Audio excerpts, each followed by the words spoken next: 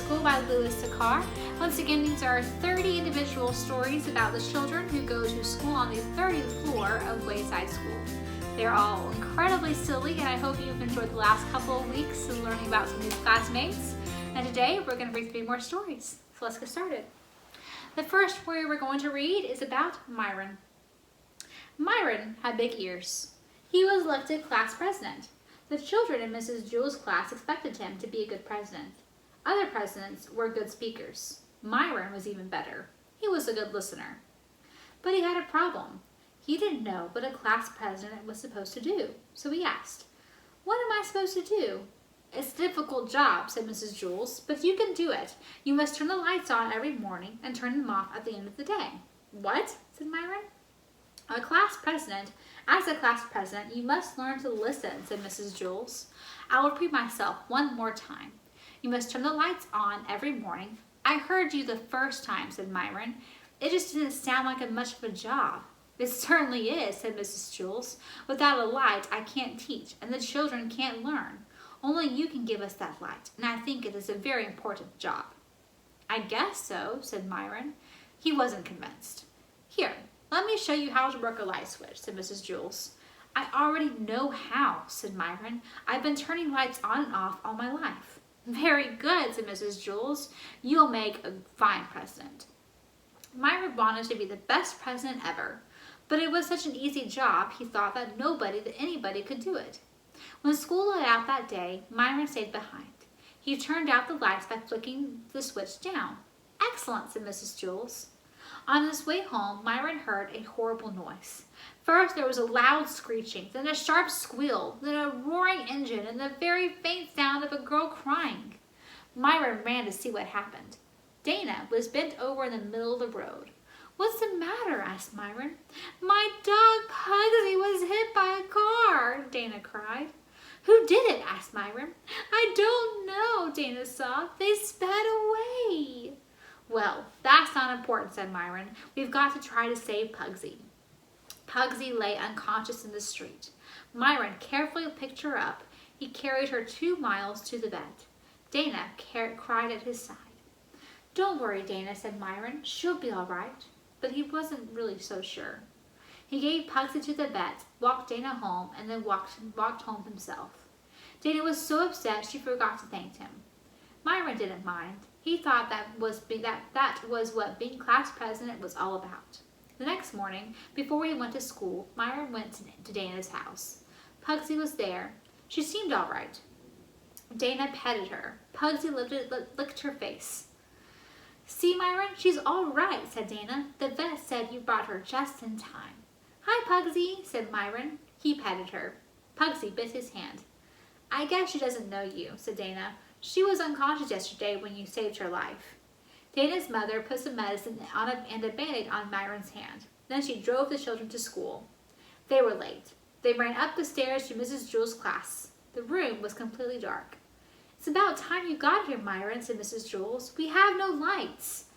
"Well, why didn't anyone else turn them on?" asked Myron. "Because you're class president," said Mrs. Jewell. "Show Stephen how to work the lights. From now on, he will be class president." Myron showed Stephen how to turn on the lights. He flicked the switch up. At the end of the day, Myron showed Stephen how to turn the lights off. He flicked the switch down. After a week, Stephen finally caught on. He made a good president. The lights were on every morning. Myron, who was president for only a day, was the best president in the history of Wayside School. It was just that nobody knew it. All right, for our second story, we're going to read about Marcia. Marcia liked ice cream. She was sweet and pretty and could beat up any boy in Mrs. Jewell's class. Everybody liked Marcia, except Kathy, but then she didn't like anybody. Marcia only liked ice cream. Every day, Marcia brought an ice cream cone to school and kept it in her desk until lunchtime. At first, she brought chocolate ice cream every day, but she soon tired of chocolate ice cream, so she started bringing vanilla. But she got tired of vanilla too. Then she got tired of strawberry, fudge ripple, butter pecan, pistachio, and burgundy cherry in that order. And then a terrible thing happened. Marcia got tired of ice cream. By that time, her desk was a mess and everything was sticky. Everybody liked Marcia, but Marcia didn't like anything. Mrs. Jules hated to see Marcia unhappy. "I don't understand, Mrs. Jules," cried Marcia. "There just aren't any good flavors anymore." So Mrs. Jules worked all night. The next day, she brought in a new flavor of ice cream for Marcia. It was a Marcia flavored ice cream. "Everybody will like it," thought Mrs. Jules, "because everybody likes Marcia." "Here you are, Marcia," said Mrs. Jules, "a Marcia flavored ice cream."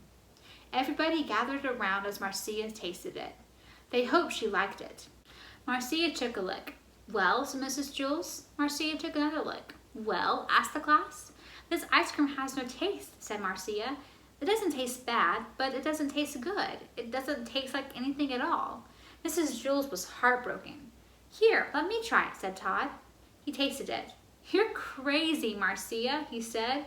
"This is the best tasting ice cream I've ever eaten. Try some, Dee Dee." It's delicious," said Dee Dee. "It's so sweet and creamy." She passed it around the room. "Oh, it's so good," said Leslie. "I think it tastes terrible," said Kathy. "I don't understand it," said Marcia. "I don't taste a thing." Mrs. Jules slapped herself in the face. "Oh, I've made a big mistake, Marcia. Of course you can't taste anything. It's Marcia flavored ice cream. It's the same taste you always taste when you're not tasting anything at all." So the next day, Mrs. Jules brought in a Joe flavored ice cream. Marcia liked it. So did everybody else, but Joe thought it had no taste. Everybody liked Marcia. Marcia only liked Joe. The following day, Mrs. Jules brought in a Ron flavored ice cream. Ron thought it had no taste, but everybody else loved it. Everybody liked Marcia, but Marcia only liked Joe and Ron. By the end of the month, Mrs. Jules had brought in 27 new flavors of ice cream, one for each member of the class. Everybody liked Marcia, and Marcia liked everybody. They all tasted so good. Well, all except Kathy, that is. Kathy flavored ice cream tasted a little bit like old bologna. Everyone still agreed that Marcia flavored ice cream was the best, except Marcia. She liked Todd ice cream the best. This turned out to be a problem. Every once in a while, Marcia would try to take a bite out of Todd's arm in order to get that very special flavor. Okay. And for our last story today, we are going to read about Paul. Paul had the best seat in Mrs. Jules' class. He sat in the back of the room. It was the seat that was the farthest away from Mrs. Jules. Mrs. Jules was teaching the class about fractions. She drew a picture of a pie on the blackboard. She cut the pie into 8 pieces. She explained that each piece was 1/8 of the pie. Paul never paid attention. He didn't see the picture of the pie. He didn't see anything. Well, he did see one thing. Actually, he saw 2 things. He saw Leslie's 2 pigtails. Leslie sat in front of Paul. She had 2 long brown pigtails that reached all the way down to her waist. Paul saw pigtails and a terrible urge came over him. He wanted to pull a pigtail. He wanted to wrap his fist around it, feel the hair between his fingers, and just yank. He thought it would also be fun to tie the pigtails together, or better yet, tie them to her chair. But most of all, he just wanted to pull one. Slowly, he reached for the one on the right. "No, what am I doing?" he thought. "I'll only get into trouble." Paul had it made. He sat in the back of the room. He paid no attention to anyone, and nobody paid any attention to him. But if he pulled a pigtail, it would be all over. Leslie would tell on him, and he'd become the center of attention. He sighed and slowly withdrew his arm. But Paul couldn't ignore those pigtails. There they were, dangling right in front of him, just begging to be pulled.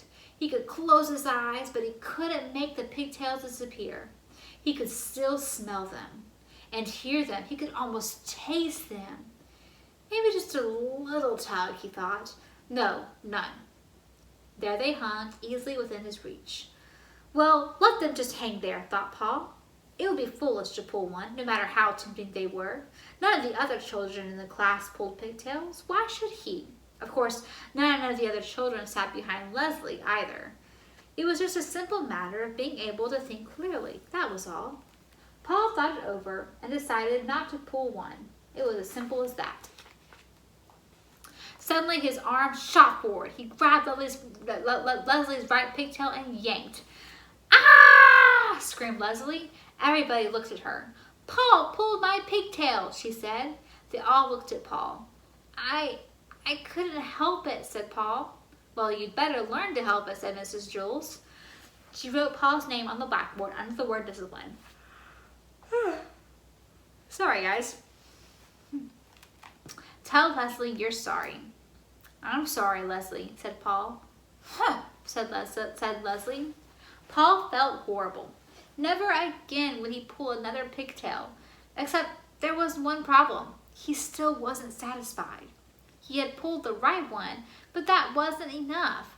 He wanted to pull the left one too.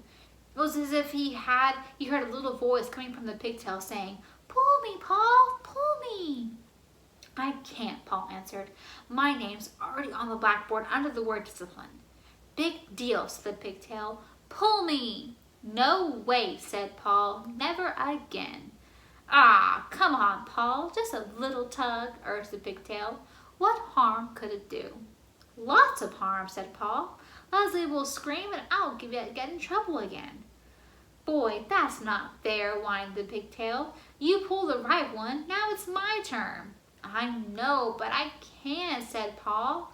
Sure you can, said the pigtail. Just grab me and yank. No, said Paul, it's not right. Sure it is, Paul, said the pigtail. Pigtails are meant to be pulled. That's what we're here for. Tell that to Leslie, said Paul. Leslie won't mind, I promise. I bet, said Paul, just like she didn't mind the last time. You just didn't pull hard enough, said the pigtail. Leslie likes us pulled real hard. Really? asked Paul. Cross my heart, said the pigtail. The harder the better. Okay, but if you're lying, I promise, said the pigtail. So Paul grabbed the left pigtail. It felt good in his hand, and he pulled as hard as he could. Ah!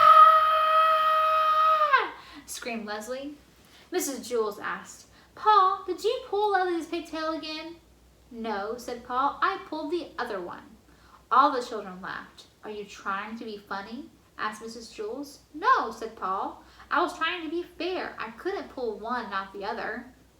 The children laughed again. Pigtails are meant to be pulled, Paul concluded. Mrs. Jules put a check next to Paul's name on the blackboard under the word discipline. But at last Paul was satisfied. True, his name was on the blackboard with the check next to it. That really didn't matter. All he had to do was stay out of trouble for the rest of the day, and his name would be erased. It's easy to stay out of trouble when you have the best seat in class. In fact, Paul could do this every day. He could pull Leslie's pigtails twice, and then stay out of trouble the rest of the day. There was nothing Leslie could do about it. Suddenly, out of nowhere, Leslie screamed, Ah! Mrs. Jules circled Paul's name and sent him home early on the kindergarten bus. Nobody would believe he hadn't pulled Leslie's pigtails again. And that is where we're ending it today. Make sure you come back and join us again next week for yet more stories from the Wayside School. Bye, guys.